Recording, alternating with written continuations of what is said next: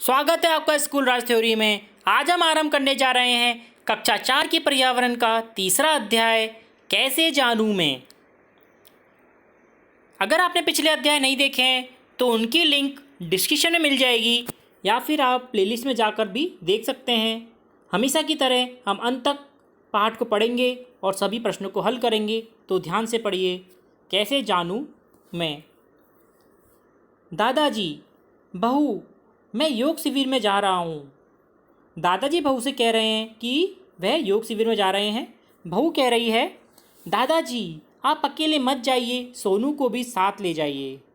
बहू कह रही है दादाजी से कि आप अकेले मत जाइए, सोनू को साथ ले जाइए।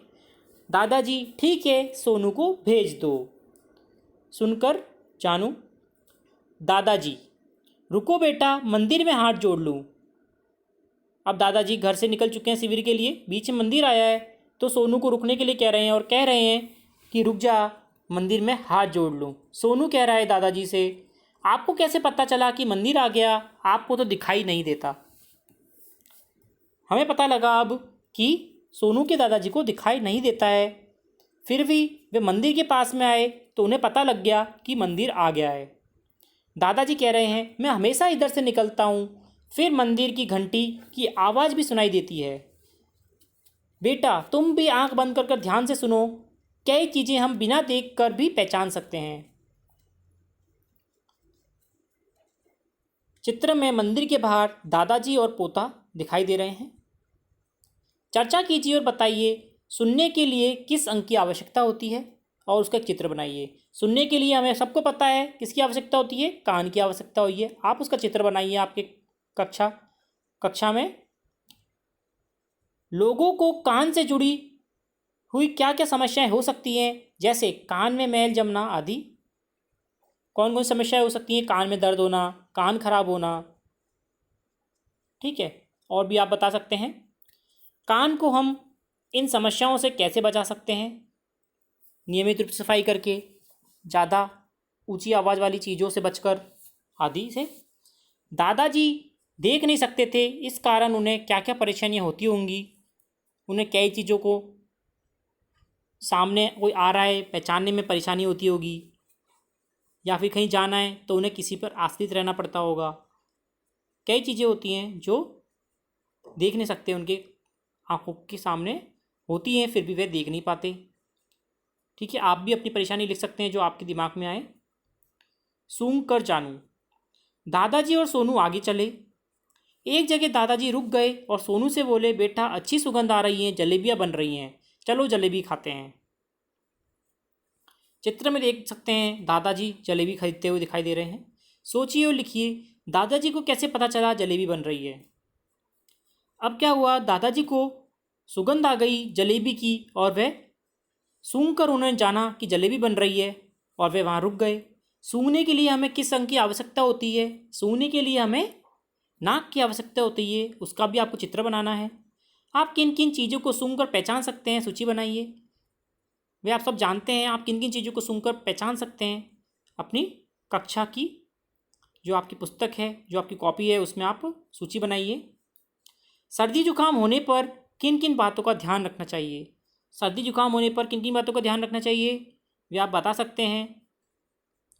दवाई लेनी चाहिए, डॉक्टर के पास जाना चाहिए और साफ सफाई का ध्यान रखना चाहिए। छूकर व चक्कर जानूं।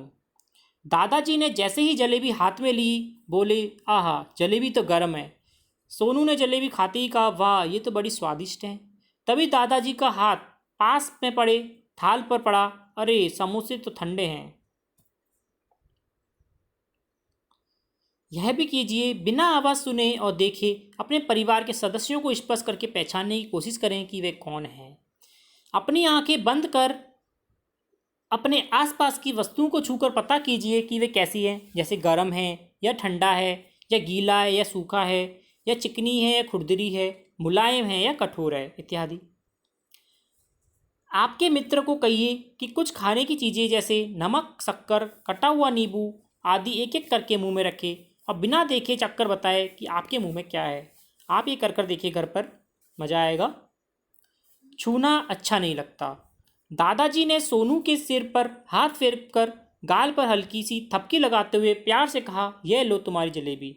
सोनू ने जलेबियों का पैकेट हाथ में थमाकर दादाजी से पूछने लगे, दादाजी आपका छूने मुझे अच्छा लगता है तथा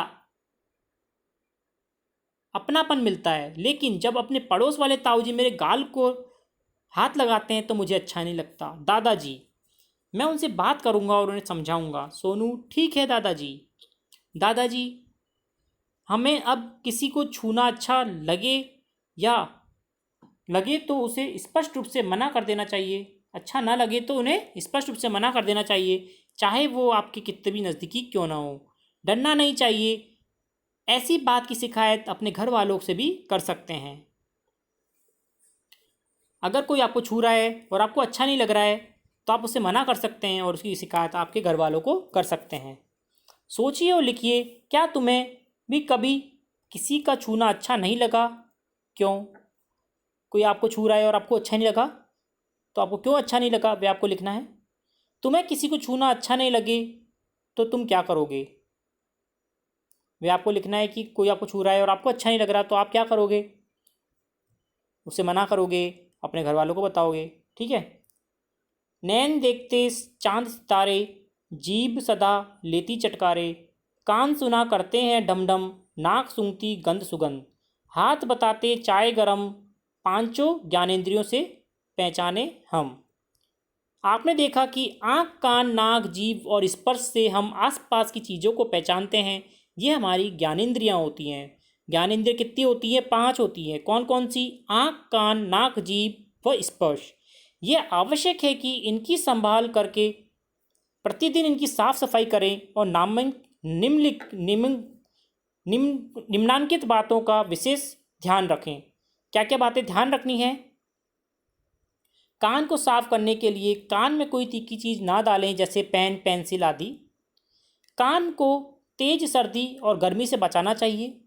नाक में उंगली ना डालें। जुखाम होने पर रुमाल या टिश्यू पेपर का इस्तेमाल करें और इसी से नाक साफ करें और इधर उधर गंदगी ना फैलाएं। आँखों को साफ पानी से धोएं और अनावश्यक न मसलें। लेट कर न पड़े और टीवी, कंप्यूटर आदि को बहुत देर तक ना देखें। रोज़ सुबह दांत साफ करते समय जीभ को भी साफ करें।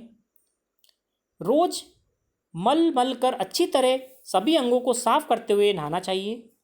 कोई भी दर्द या समस्या होने पर डॉक्टर को दिखाना चाहिए। खाने से पूर्व व शौच के बाद साबुन से अच्छी तरह हाथ अवश्य धोने चाहिए।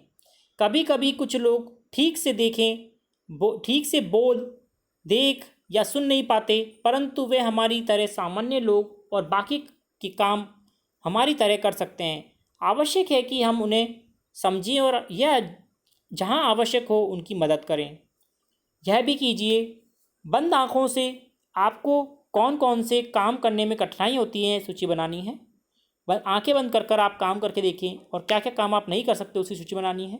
अगर आपके आसपास ऐसे व्यक्ति जो ठीक से देख, बोल या सुन नहीं सकते, उनसे मित्रता करो और जानो कि अपनी इस समस्या के बारे में क्या सोचते हैं। जो आपके आसपास में ऐसे कोई व्यक्ति हो जो बोल, सुन या देख नहीं सकता, उससे आप जानें कि उन्हें क्या क्या परेशानी होती है। हमने सीखा, हम अपनी ज्ञानेंद्री नाक, कान, नाक, जीभ तथा त्वचा से अपनी आसपास की दुनिया को जानते हैं, समझते हैं और पहचानते हैं। हमें स्वयं के बारे में सजग रहना चाहिए और अपनी ज्ञानेंद्रियों को साफ रखना चाहिए। अगर हमें किसी को छूना अच्छा ना लगे तो हमें उसे स्पष्ट मना कर देना चाहिए और अपने घर वालों को ज़रूर बता देना चाहिए। जाना समझा। अब बताइए, हमारे शरीर में कितनी ज्ञानेंद्रियाँ होती हैं? वह नाम लिखिए। हमने पढ़ा हमारे शरीर में 5 ज्ञानेंद्रियाँ होती हैं। नाम क्या क्या हो जाएंगे? नाक, कान, जीभ और त्वचा। विशेष योग्यजन के प्रति हमारा व्यवहार कैसा होना चाहिए? हमें उनकी मदद करनी चाहिए। उन्हें कोई कठिनाई हो रही हो तो उसे सरल बनाना चाहिए। जहाँ भी उनको आवश्यकता हो आप उन्हें मदद करें और निर्देशित करें। शारीरिक व भावनात्मक सुरक्षा हर बच्चे का अधिकार है। आशा करता हूँ आपको पाठ समझ में आया होगा। अगर आपने चैनल को सब्सक्राइब नहीं किया है तो चैनल को सब्सक्राइब जरूर करें ताकि हम इसी प्रकार पढ़ते रहें। धन्यवाद।